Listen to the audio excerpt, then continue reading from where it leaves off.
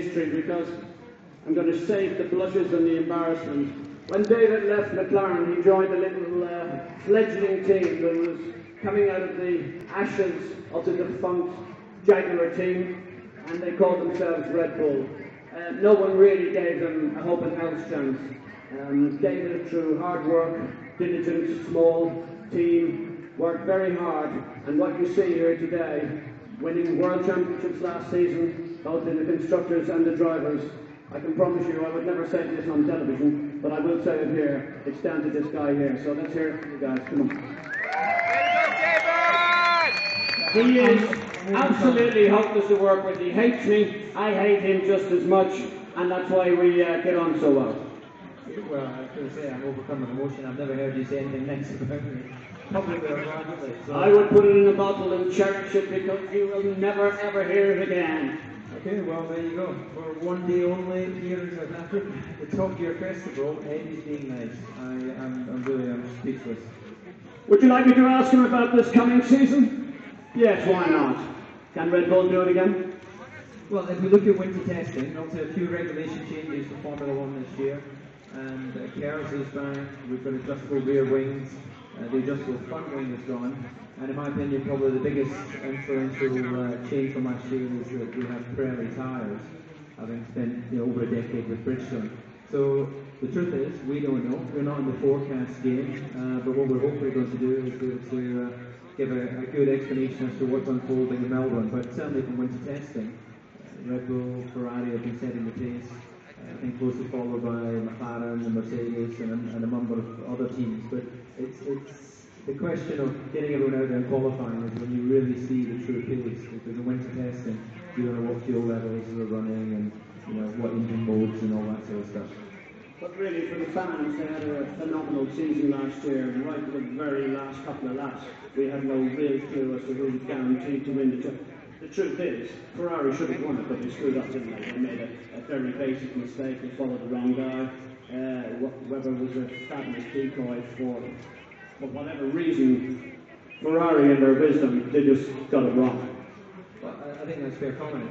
The reality is, Formula 1's team sport. The drivers got all the glory, standing there spraying the champagne. But there's, as you know, there's several hundred people involved in the design, the build, and ultimately the operation of the team. And it was there for Ferrari to lose. And when Mark Webber pitted in Abu Dhabi, they followed them, covered them, and got stuck behind the Renault petrol. So, in that respect, it could have gone either way. But at the end of the day, I think it was, no one can deny that Sebastian Vettel, youngest world champion, I think is thoroughly deserving. Going into this year, I think it would be great if there was a new world champion. There's a guy winning it for the first time.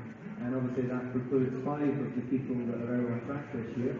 But, maybe Mark Webber, maybe Felipe Massa, who knows who's going to ultimately come out as champion. But hopefully we have a decider at the last race like we had last year. I must ask you this question because you're closer to the Red Bull team than anyone else. Mark Webber, he said he drove the last 3 races with a dislocated shoulder or some ailment of such.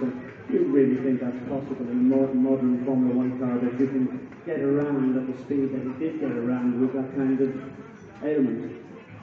Well, I did a Grand Prix in 2000, the week after I was involved in a plane crash, and I had broken ribs, and it was very uncomfortable to breathe when you're out of the car. But when you're in the car, adrenaline or fear is a great way of focusing the mind, so you don't feel much pain when you're in that situation. Thanks for the insight in that.